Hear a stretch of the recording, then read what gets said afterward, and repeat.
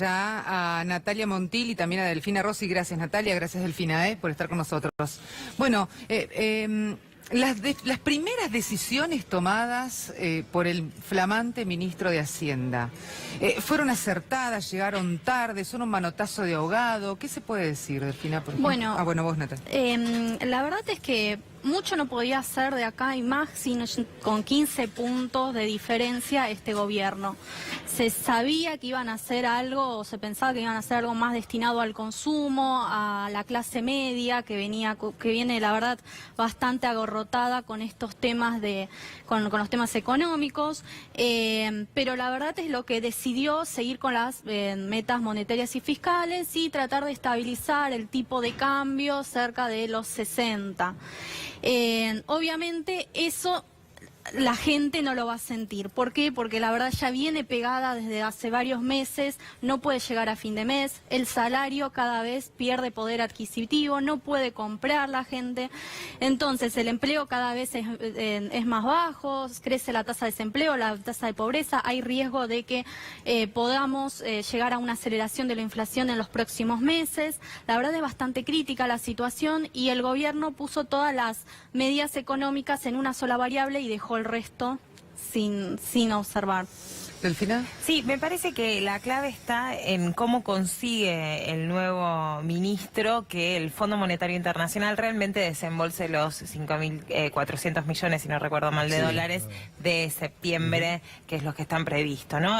La revisión anterior, en donde se dieron por bueno y se hizo el desembolso, ya se marcaba ciertos riesgos del programa. El mismo FMI dice, este programa tiene ciertos riesgos, la volatilidad cambiaria puede desestabilizar todo. Entonces, lo que le ha pedido, ¿no?, Alberto Fernández en esto de que revise el acuerdo con el FMI, bueno, acá lo que me parece es que, yo no sé si la CUNSA lo está explicando ahora con Mirta Legrand, pero la gran pregunta es cuál es la renegociación que va a tener y el diálogo que está teniendo con el Fondo Monetario Internacional. ¿Se van a aplicar los famosos waivers, que son las excepciones con el acuerdo? Otra más. Otra más, que ya se empezaron a flexibilizar, porque recordemos que en el acuerdo, en la última revisión, se decía, bueno, en el 2019 la inflación va a ser del 40%. Ahora ya estamos hablando de un 50%. Sí. Esto ya desequilibra, ¿no?, las previsiones en cuanto a el ajuste fiscal, ¿no? Las mismas políticas se le van a venir en contra. El FMI va a decir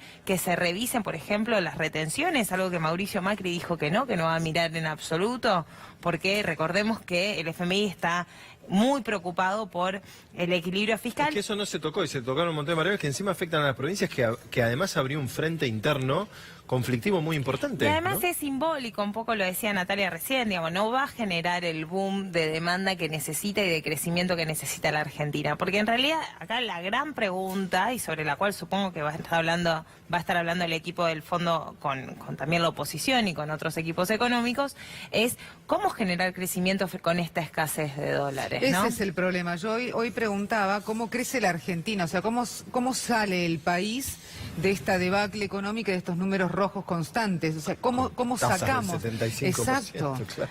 Bueno, la verdad es que la solución existe y es política, ¿no? Y un poco también desde el Frente de Todos se ha empezado a decir cuáles son los pasos a seguir. Tiene que ver con la misma propuesta de recomponer el salario de los jubilados, por ejemplo, que eso permite una recomposición salarial importante. Y también, creo que era Nielsen, que hoy mismo en La Nación lo indica, ¿no?, de el hecho de poner regulaciones al estilo de las del 2003-2005, en donde no puedan venir capitales golondrinas y en donde los exportadores tengan que liquidar sus divisas, ¿no? Esas son regulaciones muy básicas de cualquier país del mundo capitalista, no estamos hablando de nada extraño. Con eso se podría dar cierta estabilidad, y sí me parece que el gobierno debería empezar a decirnos cómo va a salir de la burbuja de las LELIQs. Bueno, con respecto a cómo salir, se estuvo expresando también el candidato del Frente de Todos, Alberto Fernández, a propósito de la situación económica. Escuchen ustedes lo que decía, lo compartimos con todos.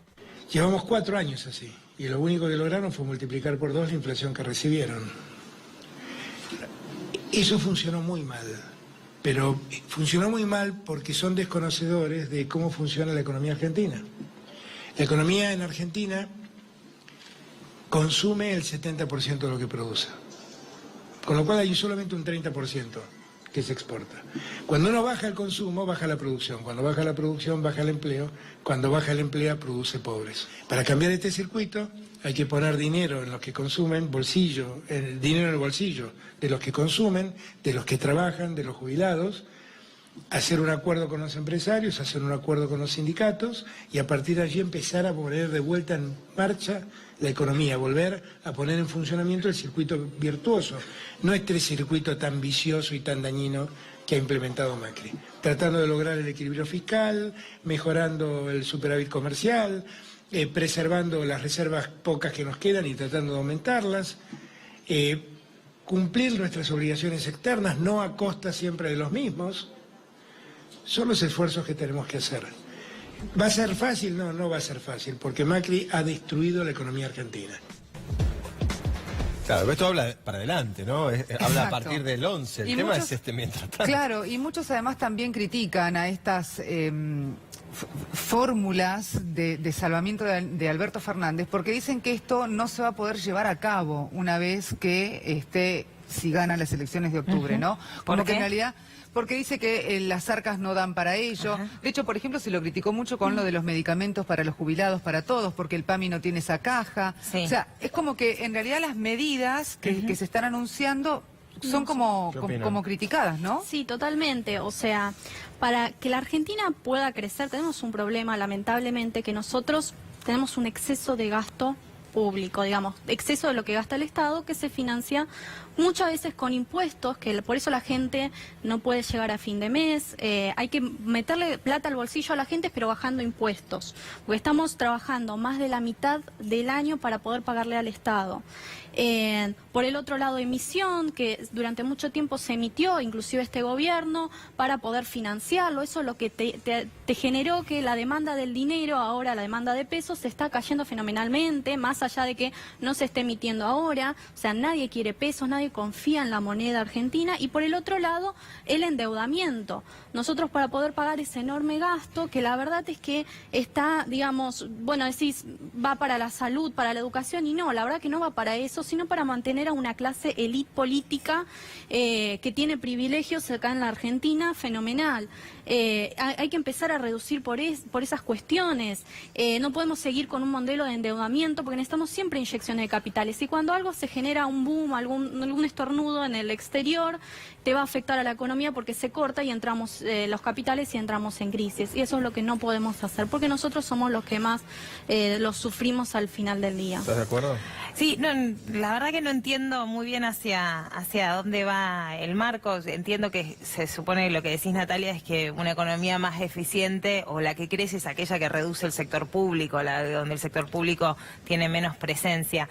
La verdad que si uno estudia los modelos de desarrollo, economías que consiguen crecer son economías con un Estado presente. Entonces, la dimensión de nuestro sector público no es extremadamente grande y además es un sector público que acompaña al sector privado. El mayor problema, de hecho, de la economía de Mauricio Macri es la pérdida de puestos de trabajo en el sector privado. Es el cierre de empresas y es debido a que el Estado no ha acompañado a la economía. En el momento que tenemos un Banco Nación que promueve créditos para pequeñas y medianas empresas, en que ponemos el Fondo de Garantía de Sustentabilidad del ANSES a capitalizar empresas nacionales, que es lo que se hizo, a recuperar empresas como YPF, a poner empresas a generar trabajo y producción nacional, empresas mixtas, de participación pública y privada. ¿Cómo consigue la Argentina lanzar un satélite al espacio? ¿Cómo conseguimos el desarrollo nacional? ¿Cómo conseguimos trenes argentinos? ¿Cómo conseguimos todo el desarrollo que necesitamos? ¿Para qué? Para apalancar el sector privado, que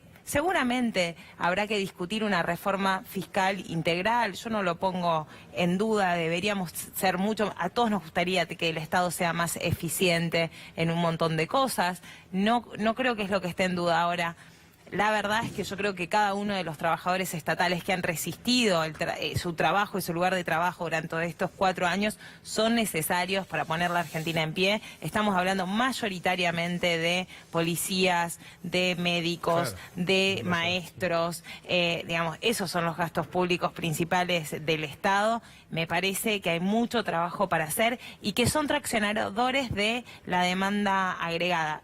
El problema es más profundo, ¿no? Pues Claro, sí, que arranque la economía lo vamos a conseguir. Yo creo que desde el 10 de diciembre va a ser relativamente fácil, si se quiere, con la voluntad política y con el acuerdo con los gobernadores y los otros actores.